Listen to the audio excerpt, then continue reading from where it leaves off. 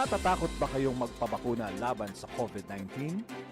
Shown in this slide is how complex would be the status of negotiations and clinical trial applications. Senator Pangilinan, you have the floor.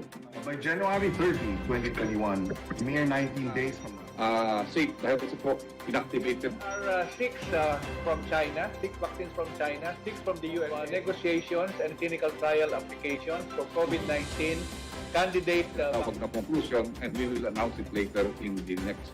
Ngayon, sa Straight Talk, ipapaliwanag po sa atin ni DOST Secretary Fortunato de Peña kung ano-anong pagsusuri ang ginagawa para masigurong maging ligtas ito para sa mga Pilipino.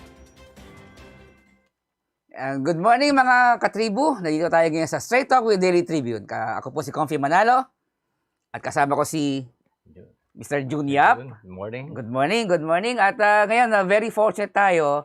Meron tayong guest mula sa DOST, ang very hardworking secretary o head ng Department of Science and Technology na si Secretary Fortunato de Peña. Good morning po, Secretary. Welcome Good po morning dito. sa inyo. Good morning at mga taga-subaybay. Welcome po at napagbigyan nyo kami sa aming Straight Talk ngayon kahit na busy ang yung schedule. Maraming salamat po. So, Jun, would you like to fire the first question kay Secretary? Sir, pwede po bang malaman ko ano po ang developments ngayon na ginagawa po natin sa DOST regarding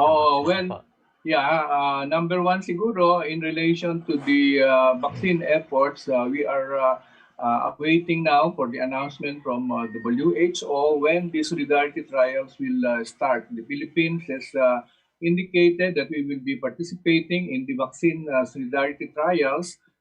Considering that it will be a big contribution on the part of the Philippines to the solution of this problem on vaccines. Secondly, it will also enable us to try the vaccines on our people, considering that it is important also to find out the efficacy of the vaccines before really adopting it. And we are just awaiting for the announcement of WHO as to what will be the vaccines that will be included in the trials. And we are already prepared in that respect. Our vaccine solidarity trial team is headed by Dr. Jodor Kim from UP PGH, and there are already planned sites for this. Of course, these sites can be variable because it will be definite only at the time of the start of the trials, within 2 weeks from the start of the trials, because it requires high incidence of COVID-19 for the trial sites. Secondly, we are also helping coordinate the approved vaccine clinical trials of 3 vaccines recently approved by the FDA. These are Janssen of the US, Clover, and Sinovac of China. So actually, the responsibility for the clinical trials that they have applied for is on their company, on the developer. So the expenses will be on them. And we will only help in identifying the zones, okay, so that there will be no duplication in terms of vaccines for a particular zone. And we are now communicating with the local government units, okay, because even though there are already possible sites indicated, it will still be finalized by the so-called contract research organization. These are Filipino companies who are being contracted by the vaccine developers to implement the clinical trials in our country. These are Filipino companies which has expertise in vaccine trials. Now, with respect to the other solutions, to the COVID-19, I am happy to report that with respect to VCO, of course, we already had good news on our Santa Rosa trials involving suspects and probables, indicating that the recovery period of those who took VCO was on the average 5 days earlier than those who did not take the BCO.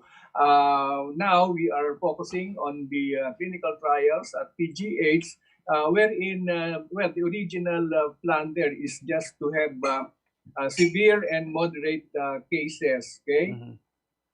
But now it is and there are certain exclusions like you cannot include those who have hypertension or high cholesterol. Okay, Mhm. I think the plan now is to include them if they will agree. Of course, provided that these particular levels are in control.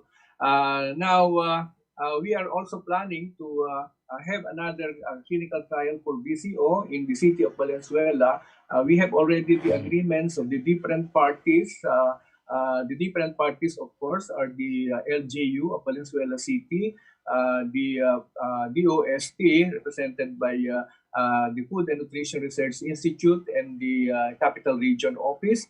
And we have the Philippine Coconut Authority, and of course the Philippine Council for Health Research and Development of the OST.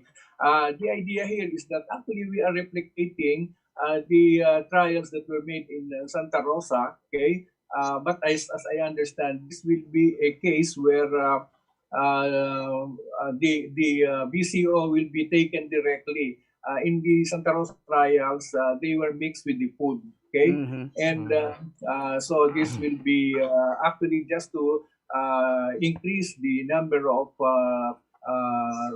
replicated trials that we have to gain more, shall we say, a higher level of confidence on the results. Now we have also ongoing trials on Lagundi and Tawa-Tawa. Mhm. Of course, they are actually therapeutics for other, shall we say, indications like the Lagundi is actually a cough remedy which has approval from the FDA a long time ago. And of course, that is good for cough, sore throat, fever that is related to that. And but we are doing the trials to find out whether number one, it can relieve the COVID-19 patients with this from these symptoms. It will of course be more comfortable for them if the symptoms will disappear. Okay. Secondly, the objective also is to find out whether the use of Lagundi can prevent or can result in a lower probability of worsening. Mhm. Okay, for example, from mild to moderate or from moderate to severe. And so the first phase of that trial was completed, involving 75 patients, just to try what dose will be ideal. And so they have done that, and they have found out what would be the doses that will be given. And so far, there were no really, shall we say, significant what you call this side effects that have been observed. There were a few, but these were minor. So we are now in the second phase, which will involve some 200 volunteers, which is ongoing now at the Quezon. There are two places in Metro Manila, and this is being led by the our researcher scientists from the UP Manila National Institute of Health, Dr. Cecilia. Um, she used to be Maramba. Okay. Mhm. Now we have also the ongoing trials for Tawa-Tawa. Well, by the way, if the Latpundi trials will prove, shall we say, prove effective, then this can probably be included in the indications in the drug that is already approved by FDA. Now, in the case of Tawa-Tawa, it's approved only as a health supplement because of the shall we say, the observations that it can be shall we say, it can reduce the viral load okay, in patients, and it can increase the platelet count, which is usually these are observed, for example, from the dengue experiments or the dengue trials, and so it is actually a health supplement that can be taken by dengue patients, and now it is being tried for COVID-19, and so we hope that this will show good results because it is very important that we have our own therapeutics coming from the Philippines, and particularly from natural products. Okay, because these are really well, as we know, it's better to get something out of natural products. And so that, but the other thing is that it may not be for COVID-19, but since dengue is still, there is still high incidence of dengue, although our attention is very much focused on COVID-19. But remember that dengue is still prevalent. And I think in 2020, we had something like 8,000 cases. And so we are still putting efforts to address this dengue problem.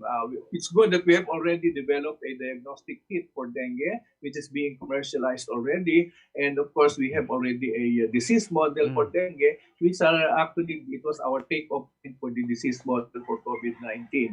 Now, there is already an approved DOST clinical trial for a phase 2 clinical trial for a dengue capsule, okay, a dengue remedy, which actually is taken from 3 different plants, which we have locally, although we are not yet privileged to reveal it because it is still undergoing intellectual property protection. But since this is already stage phase trial 2, that is a very encouraging development. Meaning to say, it has passed through phase 1, where there were only maybe less than 30 patients or 50 patients. It now progresses into phase 2, where we will have probably around 600 patients. And then if the results are good, then we will go into phase 3, where thousands of patients will already be used. So if ever this is successful, this will be the very first dengue drug worldwide. Yeah, exactly. Okay? Yeah, exactly. That will be the first dengue medicine, medication to be available Locally. and it will be developed locally, no? Actually, we supported that from the very beginning under our Tuklas Lunas program, and the researcher did it at the De La Salle University Institute of Health Science, located in Dasmariñas, Cavite. So the succeeding trials are also done by this group. Are you partnering with a pharmaceutical company to distribute this drug if ever it enters phase 3 trial?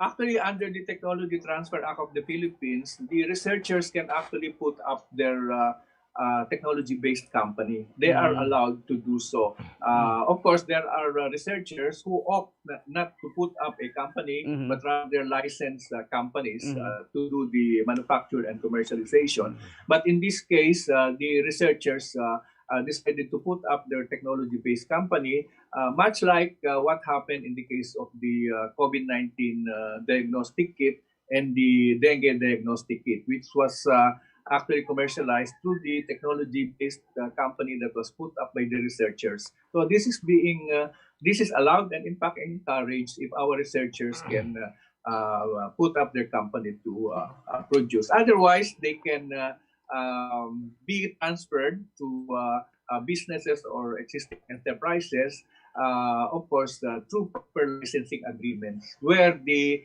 institution and the researcher who developed will get certain economic benefits or royalties.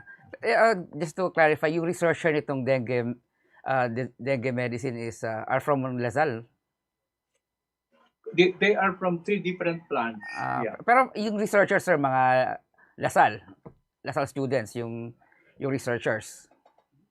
No, it's a faculty. She's a researcher. Full, ano talaga siya? Experienced Experience researcher on researchers. pharmaceuticals. Okay, Oo. okay. Thanks. So the company that they put up is called Pharmalytics Corporation. Mm. Mm. In terms of the COVID-19 diagnostic kit, do we have now commercially?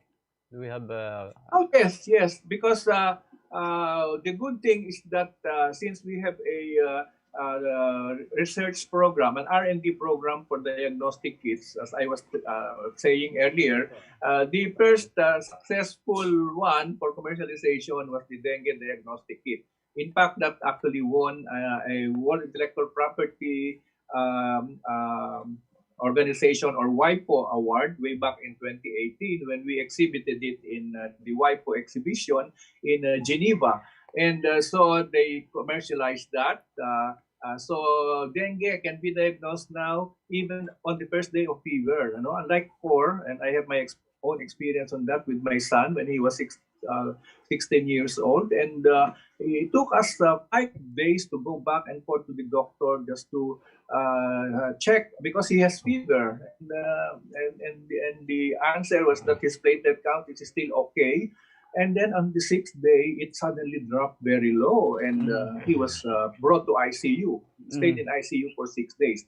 So the advantage now is that you can diagnose whether it is dengue or not on the first day of fever. Okay. Now we also had developed a diagnostic kit. The same group, actually from UP Manila, developed the diagnostic kit for leptospirosis, you know, but it was not launched because at the time that it was being planned to be launched, then the COVID-19 came in, and then this group of researchers had to focus on finding a diagnostic kit for dengue, for COVID-19, and it is good that we had funded it right away, okay, and so by April 3, okay, remember. Our lockdown started only on the second week of March. March, you know? yes, March By 16. April 3, we had already an approval from the Food and Drug, from FDA, for the local COVID-19 diagnostic kit. So from then on, it was, part of the research agreement that we have is that they will distribute certain quantities of the diagnostic kit to some of our public hospitals. And they did that, okay? And by this time, they are already commercial. Of course, our challenge to them is to research further so that the raw materials that are needed could be produced here because we are still importing the raw materials. So going back to the solidarity trial, when do you expect the WHO will make the announcement to start the solidarity trial here in the Philippines, and which pharmaceutical companies will be participating in the solidarity trial in the Philippines once it starts? The first announcement of WHO was that they expected the release of the protocol and the vaccines as early as October 26, and we have been waiting since then. So up to now, we still do not know which are the vaccines that will be tried under the WHO. And what are the specific protocols that they will require. More or less, we know since the vaccine trials, we have already experience on that. But it still requires a formal announcement from WHO. Actually, the vaccine trials would involve the participation of more than one country. So, kaya nga solidarity. But the vaccines that will be used will be supplied by them, but I think the indemnification in case of undesirable side effects will be taken care by WHO. But all the rest of the expenses for the trials in the Philippines will be shouldered by the OST. That's good to hear po. Sir, diba, ngayon, the vaccines that are rolling out, they have the EUA, Emergency Use Authority. And because of that, the pharmaceutical companies who will distribute those vaccines will not have any liability kung meron mang side effects. But sa solidarity trial, pag merong mangyaring side effects sa participants during the trial, will the participating pharmaceutical companies have liabilities? Yes, yes. Mm. Sige. Pero ano? That's Okay. included in the condition. Yes. And then siguro pag-usapan natin Jun yung VCO, which is Yeah. and then tawa-tawa. How about any development about the BCO, Pero, sir, that Jun, we before- have been promoting before? Before the secretary Before answer we, the question, we will enter a break. We will have a short break, and then after that we will allow the secretary to answer the question. Well, on the Yeah. BCO, regarding the BCO.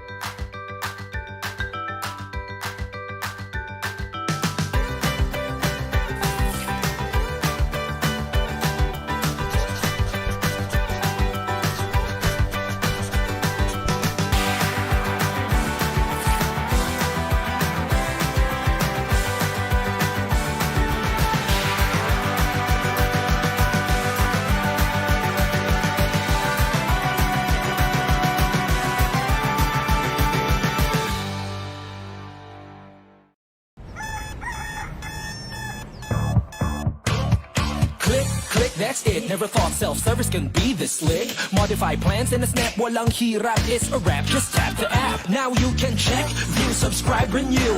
Help and support for you. Out with the ring apps or the in thing, you know what to do. Globe at home and Globe One, all in the Globe app na yan. Self-service and easy to use, mas okay tayo dyan. Globe at home and Globe One, all in the Globe app na yan. Instant response, no hold time pa, wala nang hintayan. Download Globe at Home and Globe One app, all in the Globe app na yan. Download the Globe One and Globe at Home apps from Google Play Store and Apple App Store now. Download Globe at Home and Globe One app, all in the Globe app na yan. And we're back again with, of course, with Mr. Jun Yap and the OSC Secretary Fortunato de la Peña.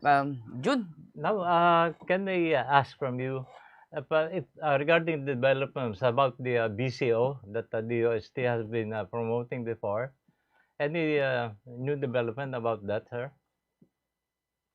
As I indicated earlier, we of course had done the clinical trials in Santa Rosa, Laguna. The PGH trials are ongoing, which underwent a little modification. In other words, there were certain exclusions before that will no longer be exclusions in terms of volunteers. Then we are about to start, maybe in a week's time, our clinical trials also on the mild cases in Valenzuela City, where we have an agreement with the LGU under Mayor Rex Gatchalian and with PCA, who will provide the BCO, as well as the DOST's Philippine Council for Health Research and Development. Now, facilitating this is our DOST Regional Office for Metro Manila and our Food and Nutrition Research Institute, because it is important that the patients participating will also be given the right amount and quality, of food and nutrients. That's very important for fast recovery.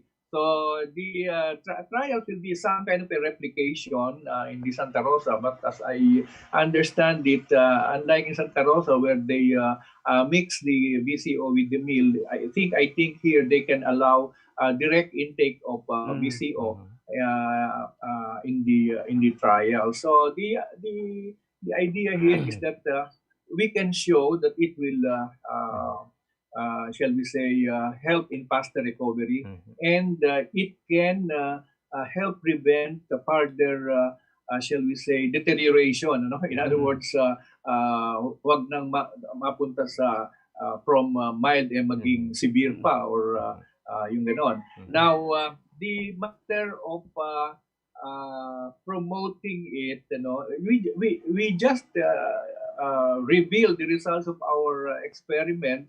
But maybe it also needs some statement from the DOH it can be used as an adjunct therapy kasi hindi naman siya talaga yung sole drug to cure the COVID-19, but it can be an adjunctive therapy or it can help The make recovery. faster. Oo. And then, of course, the Philippine Coconut Authority, I assume, since this is their concern also, that their coconut products will be, shall we say, in demand in the market, I expect the Philippine Coconut Authority Yeah, good to news for the handle coconut farmers. Na, By the Secretary. way, the Secretary, promotion side. do we have an age bracket regarding the volunteers? Do we have an age bracket? Yeah. I do not know exactly now the age bracket, but I think it was between 20 to 55. That was in the case of Santa Rosa, but this time I do not have the exact figures. So you mentioned earlier that you also tried the VCO sa mga severe cases. So kumusta yung efficacy? Ongoing because the trial site was PGH, and when the project already started, yun naman yung that was the time when the number of admissions went down. So we cannot accumulate the desired number, okay, as fast as we wanted.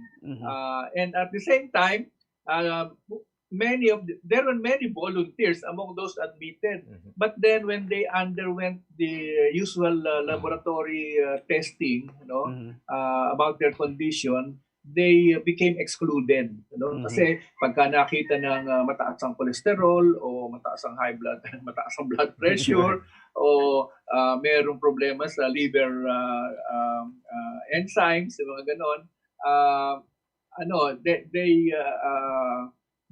they are excluded, Siyempre, excluded din yung mga pregnant, excluded din yung mga above the age bracket or below. So we recommended that maybe kung hindi naman masyadong risky doon sa iba, like kung merong hypertension pero controlled naman, baka pwede nang isama sa VCO trial, o yung mga ganong cases, o yung high cholesterol, na meron naman silang ginagawa para to control it, then just to probably hasten the number of volunteers. Of course, the volunteers are they have to sign an informed consent form for this.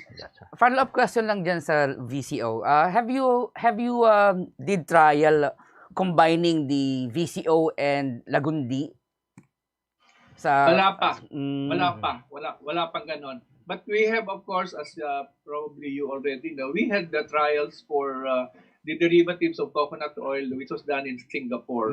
It was an in vitro trial, no patients involved, but they were made to react with the SARS-CoV-2 virus.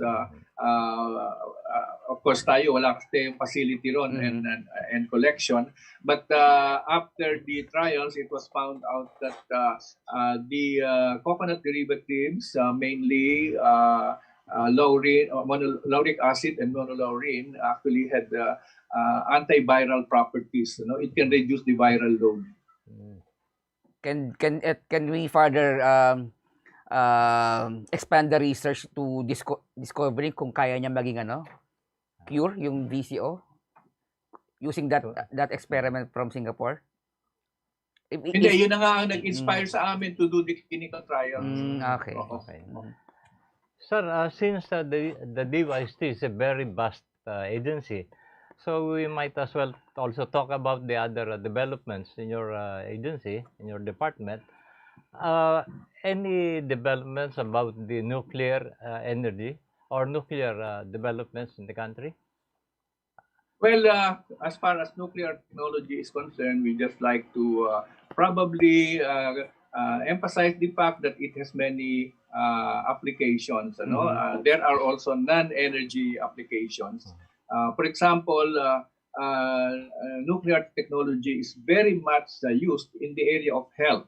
Yes, Like you probably are not aware that so many thousands of people in the Philippines die of cancer without even knowing dahil nga it's very expensive to go through the so-called PET scan, where nuclear technology is involved. And so we have actually made that a priority program under the Philippine Nuclear Research Institute, so that we can set up the facilities that can, shall we say, enable us to have this kind of service. Of course, in collaboration also with some medical institutions, maybe like those under DOH, but also some private, where of course the idea is to reduce the cost, okay, of that kind of test, because there are really high numbers of people who die without even knowing that they had cancer, no. Now, we also have, of course, other applications, particularly in industry and agriculture. And that's the reason why we are actively promoting private sector investment, because our own facility at the Philippine Nuclear Research Institute is no longer able to meet the demand, because exporting goods, agricultural products, for example, now require irradiation before they are accepted in the importing countries. And our facility, even if we operate it 24/7, can only accommodate so much. Now, we have been requesting for public government appropriations for expanding the capability, but you have to wait. So what we did was to try to promote it to the private sector. We are quite successful in the sense that there is already one private company that has started planning for putting up an irradiation facility, which is private here also in Luzon. But then we need that for other places like in Mindanao, where you have very big volumes of agricultural produce that will be for export. Now, of course, there are also other applications in health, like the irradiation of facilities and materials that are used to disinfect, and this is very much in demand, like in hospitals and other health service facilities. We also have applications of nuclear technology in agriculture, because irradiation can actually produce certain results that will be favorable in terms of plant breeding, breeding, having new hybrids, and at the same time also processing produce that can be used as inputs in agriculture. For example, you may have been aware already that the seaweed carrageenan, when the juice is extracted and the juice is irradiated, it has produced very, very good results in terms of enhancing growth of and the yield of our crops. It has been tested already in rice, in palay, and in mongo. And so again, the bottleneck is in the irradiation facility. Now, of course, in the nuclear energy aspect, we participated as a member of the so-called Nuclear Energy Program Interagency Committee, which is chaired by the Department of Energy, and we participated in all the discussions, in all the formulation of recommendations, which were already submitted to the President. That is as far as nuclear energy is concerned. Of course, we are the Philippines is a signatory to the international agreement on the, how do you call it, non-destructive uses of nuclear technology. So that is as far as nuclear is concerned. Let me follow up, sir, on the application of nuclear technology in agriculture, particularly in food production. The country is, some sectors are saying that the country is on the brink of facing a food crisis. Now, the application of nuclear technology, particularly irradiation of the the Canadian seaweeds. Have you been in touch with the Department of Agriculture to apply this technology to increase the rice yields, mongo, and other agricultural Yeah. products? Yeah, we actually the Secretary of Agriculture sits in our governing council for agricultural research, and he knows the results of our research, and we have already emphasized to them that the DOST can only go up to the pilot scale of demonstration. In other words, we can only show that this works on so many hectares, on so many locations, but the rollout of new technologies is really on the line agencies. It is the same for health, for agriculture, for energy. So we take care of the R&D to develop the new technologies. We demonstrate through the pilot testing in pilot areas that they are effective. Okay, and once found effective, that is when we recommend to them the rollout. Even in the Department of Transportation, that has been our advocacy to use the local trains that we have developed. And I think I will be very happy at the time when our locally developed products will really be patronized and rolled out. Since we are already into agriculture, I might as well ask about the engine developed by the MIRDC, which is now, I think, what is now Yeah. the status of that engine, sir? It has been tested already. This is the 12 horsepower engine.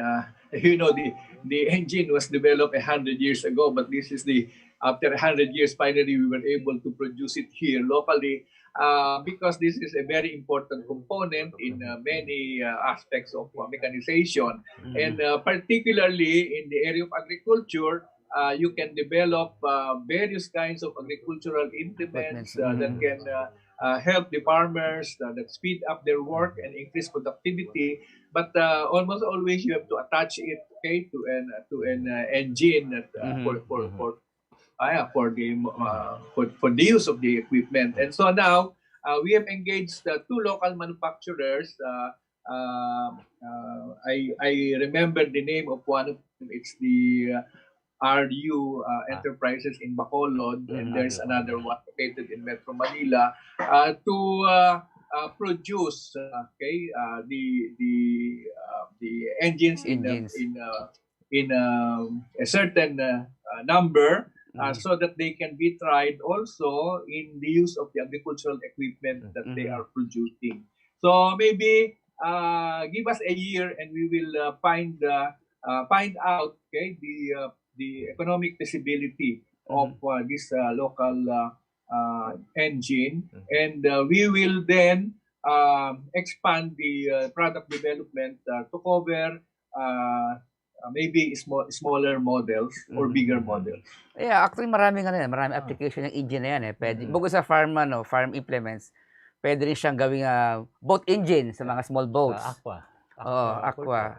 Pwede rin siyang gamitin siguro kung makakagawa ng mas malaking version, that would finally magkakaroon ang Pilipinas ng sarili niya, yung totoong car industry or motor industry that we can manufacture on a vehicle, di ba? Nakita naman nyo sa probinsya, hindi ba, yung kanilang ganoon, ginagawa din nilang means of transport. Yung kuliglig. Kuliglig. So, sir, balikan ko kanina yung topic nyo, yung sa train naman. Di ba, the DOST has developed a train.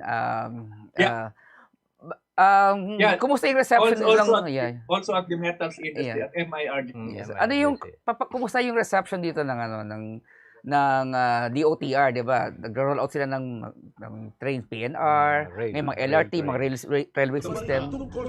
Kumusta yung reception ng DOTR dito sa locally manufactured train natin? Ang nakikipag-usap kasi sa amin directly ang Philippine National Railways PNR. or PN. So after going through the so-called RAMS testing, which this international standard for testing trains, when it has already passed the RAMS test, reliability, accessibility, maintainability, and safety test, okay, we turned it over to PNR. So for a certain period, it was tried, okay, and it was found okay, and then they accepted it. And our expectation is that they will use it commercially, and hopefully there will already be a demand for locally made trains. At the same time, we also approached the DTI subsidiary, or I don't know how to call it, a GOCC, the National Development Company or Corporation, to see whether it can be qualify under their, shall we say, priority programs for development. My dream again is for since we are a big country, and the rail system is going to be an important means for mobility, for mass transportation, we really have to at least build our own trains, and we have demonstrated that we can build it. I just hope that our advocacy will gain ground. But at the moment, as you know, we are still importing trains from Indonesia, and they are, of course, much expensive. I've heard, sir, that the DOST Region 2 will be having its own road train to be launched by your Region 2 office. There were two hybrid road trains that we developed as prototypes. So they were also tested, and they are now deployed in local governments, which indicated that they want to adopt the technology. So one of them is in Jensan, in General Santos City, and the other one is in Kawayan, Isabela. Now, Kawayan and the province of Isabela is, shall we say, a little more aggressive, in the sense that after using it for some time, they encourage a group of a consortium. Actually, a consortium was organized of those involved in metalworking and transportation to come up with a company that will produce the hybrid electric road trains. Kaya lang, bigla na nagka-pandemic, ay medyo para tayong na-suspended animation in so many things. But this was a good development in Region 2, because this is the private sector banding themselves together, saying that they can produce it.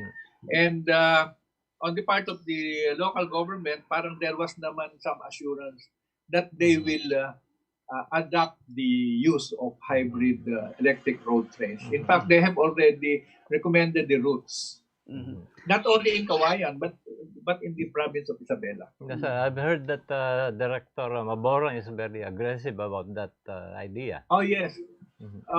Yeah. There are many things that are happening in Region 2. It's not only that. They now have established, with our support, a research center at Isabela State University that will address the flood and the water management problem. As you can see, it has become an issue because of disasters.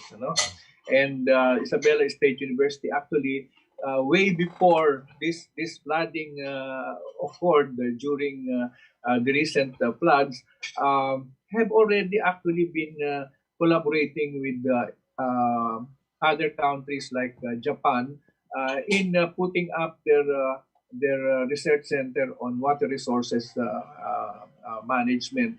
And now we have given them a grant to start it. Okay, and hopefully that will help us in preventing or in reducing disaster risk, particularly in those areas.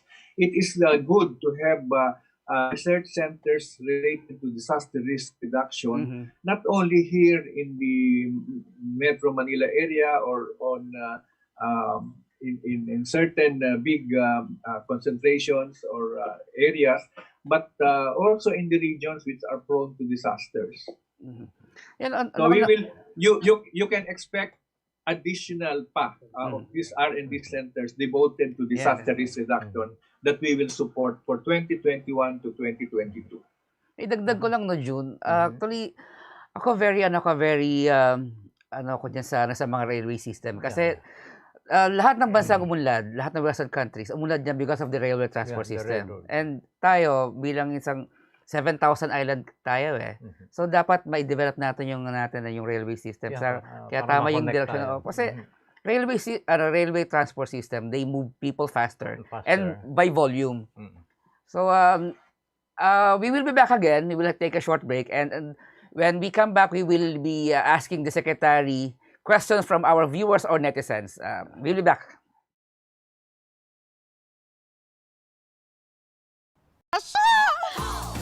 #143SM. Call to deliver. Hello, can you get the following? One pink chair, bed sheets, na pink yung sofa, tapos slide, size 8, pajamas na blue. Oh, don't forget my #143SM. Call to deliver. Wait lang. Okay ba yan? Anything at the SM store, ma'am. Call to deliver. Kuya, pwede rin ba ako magpa-deliver sa ate ko sa Taguig, tapos sa friend ko sa Davao, tsaka sa, cancel ko sa Lipa? Okay ba yan? Kahit saan po, pwede kami mag-deliver. Call to deliver.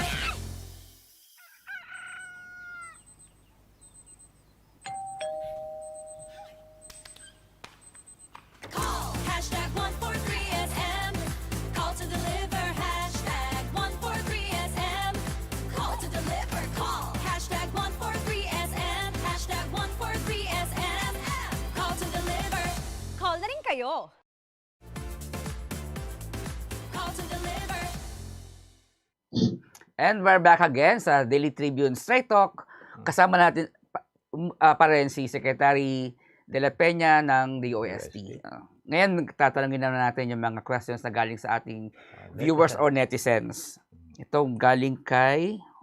Nawala Dali. Basahin ko lang. Gulo ko yung aking cellphone. Galing kay Angelo Acabal Elia.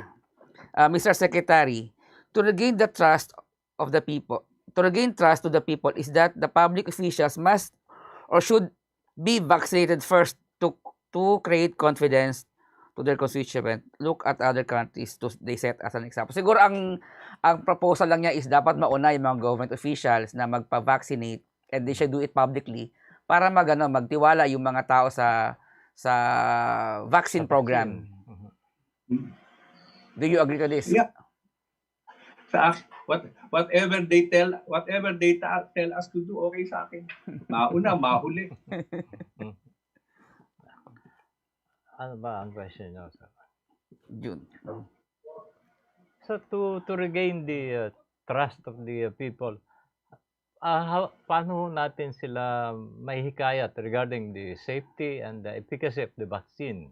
Let me just relate to you how we are structured under the vaccine SAR. There are 6 task groups under the vaccine SAR or the vaccine cluster under the NTF.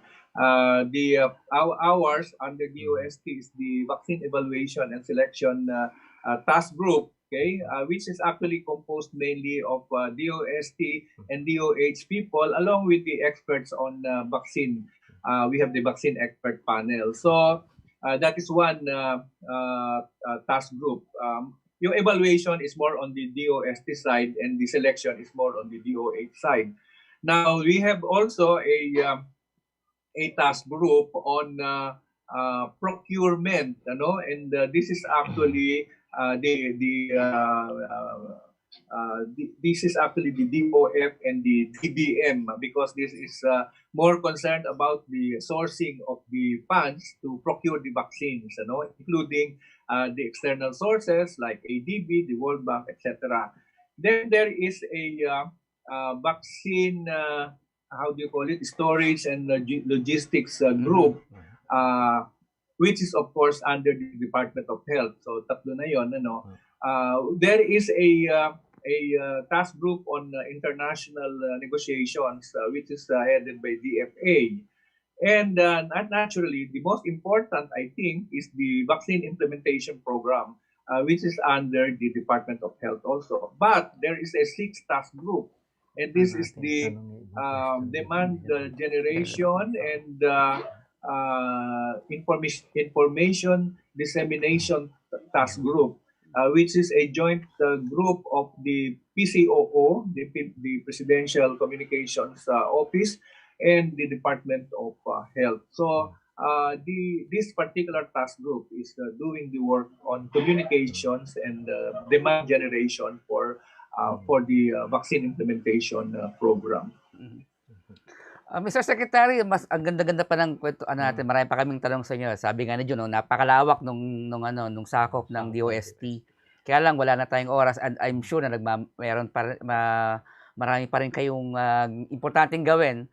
So, meron po ba kayong parting words para sa ating mga kababayan and program siguro ng DOST na kailangan nating malaman? Well, number one, I think science and technology and the sectors involved in research are trying their best to help develop solutions and to, shall we say, discover the facts. Okay, if you will be noticing in the news, the Philippine Genome Center, for example, which DOST and UP jointly put up, is now doing a great job, particularly in analyzing the genome sequence, which is important in our control of this virus. Secondly, I just would like to mention that together with the pandemic, we also have now another demic, and this is the infodemic. All sorts of news coming out, being passed on in social media, etc. I think it is best that you verify the source. It is important that you check on the source of this news, because if you read and believe all of these items in what I call an infodemic, ay malilito lang kayo. So and lastly, I think I would recommend that you trust our institutions, our Food and Drug Authority, our Department of Health, our Department of Science and Technology, in this particular endeavor. So let's cooperate, participate, and try to understand things that when we undergo certain challenges and trials. Okay, there are things that we must sacrifice. Okay. But everything, I think, pass, and with the help of faith and hope, and with the show of love for other people, I think we can surpass all of this. Okay. Maraming salamat po ulit, Secretary de la Peña ng DOSTO, Department of Science and Technology. Thank you very much, sir. Thank you very much, sir. And June, Salamat din sa inyo. Hanggang sa muli. hanggang sa muli po. Ako si Confi Manalo, At kung naman po si Junior, at ito ang Straight Talk with Daily Tribune. Maraming